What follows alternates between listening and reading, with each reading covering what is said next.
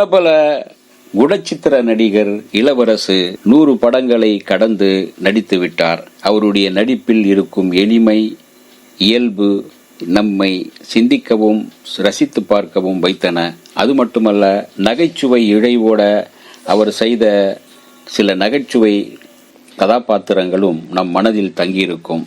வாழ்க்கையில் வாய்ப்புகள் தானாக வருவதில்லை, அதை நாம் தான் உருவாக்க வேண்டும், அதை நாம் தான் தேடி சென்று பிடிக்க வேண்டும் என்று சொல்கின்ற இளவரசு சினிமா உலகில் நுழைய எப்படியெல்லாம் கஷ்டப்பட்டார், பாடுபட்டார் என்பதை அவர் சொல்லியிருக்கின்றார்.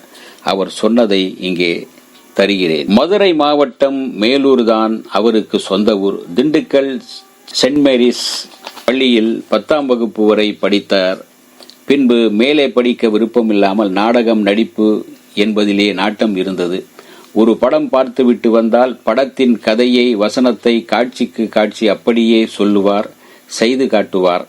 மட்டுமல்ல, பின்னணி இசையும் வாயால் கொடுத்து நண்பர்கள் எல்லோருமே அசந்து போகும் அளவுக்கு அவர் சினிமா அந்த நடிப்பை, அந்த காட்சியை வெளிப்படுத்தும் விதத்தை அவருடைய நண்பர்களே வியந்து போய், பேசாம நீ சினிமாவுக்கு போயா, பெரிய ஆளா வருவே என்று உசுப்பி விட்டது உண்டு. சினிமாவில் சேர்வதற்காக அவருடைய சித்தப்பா மகன் சென்னைக்கு கிளம்பிய போது அவரும் அவருடன் கிளம்பினார்.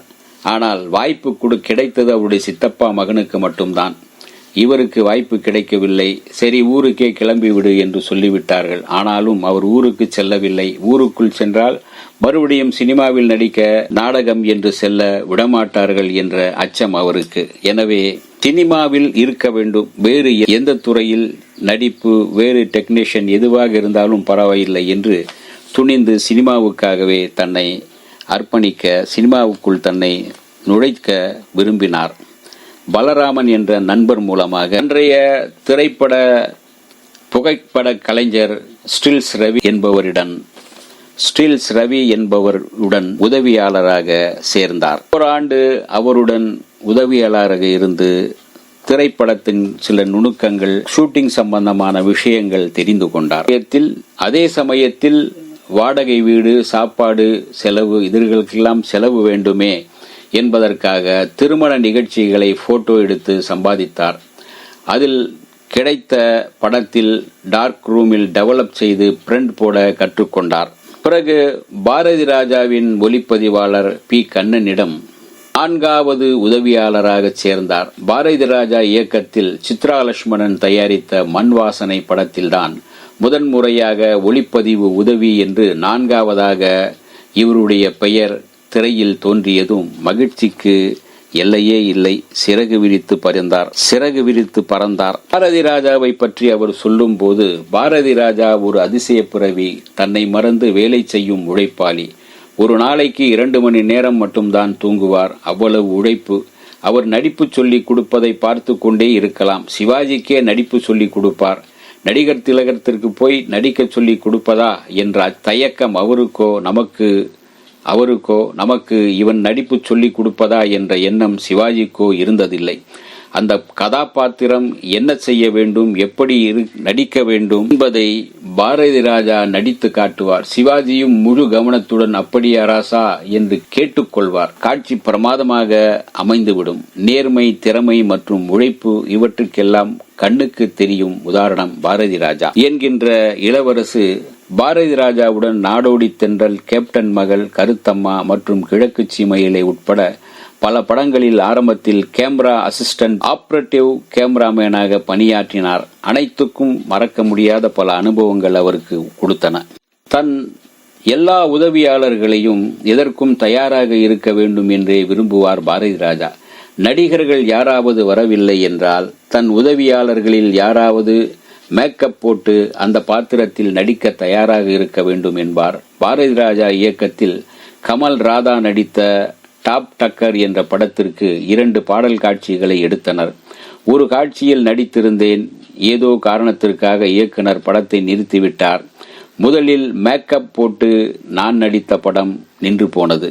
முதல் மரியாதை படத்தில் சந்தையில் படம் எடுக்கும் புகைப்படக்காரராக ஒரு காட்சியில் நடித்தார்.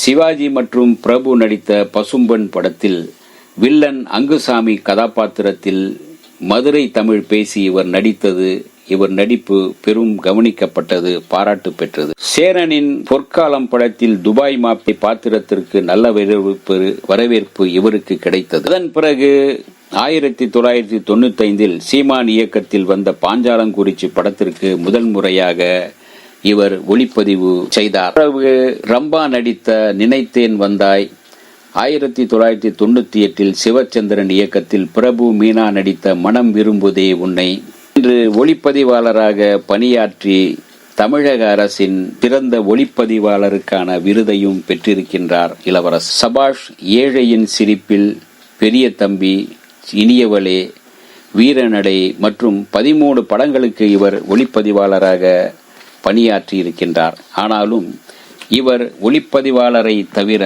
ஒளிப்பதிவாளர் என்பதை விட ஒரு நடிகராக, குணச்சித்திர நடிகராக தான் பெரிதும் பேசப்பட்டு வருகிறார். இம்சை அரசன் 23ஆம் புலிகேசி படத்தில் மந்திரி மங்குனி பாண்டி கதாபாத்திரம் இவரை தேடி வருவதற்கு காரணம் ஒரு பிரபல நகைச்சுவை நடிகர் தான்.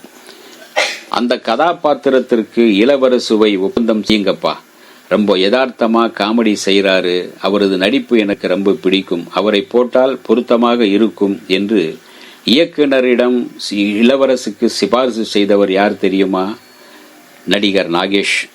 அவர் சொன்னது போலவே அந்த படத்தில் மங்குனி பாண்டியன் கதாபாத்திரத்தில் மிகச் சிறப்பாக நடித்து கைத்தட்டலையும் பாராட்டையும் பெற்றார் இளவரசு. 100 படங்களை கடந்து ஒரு சிறப்பான குணச்சித்திர நடிகராக தொடர்ந்து நடித்துக் கொண்டிருக்கும் இளவரசுவை பாராட்டி வரவேற்போம். இந்த வீடியோ உங்களுக்கு பிடிச்சிருந்தா லைக் பண்ணுங்க, ஷேர் பண்ணுங்க, கமெண்ட் பண்ணுங்க, சப்ஸ்கிரைப் பண்ணுங்க, மறக்காம பெல் ஐகானை கிளிக் பண்ணுங்க.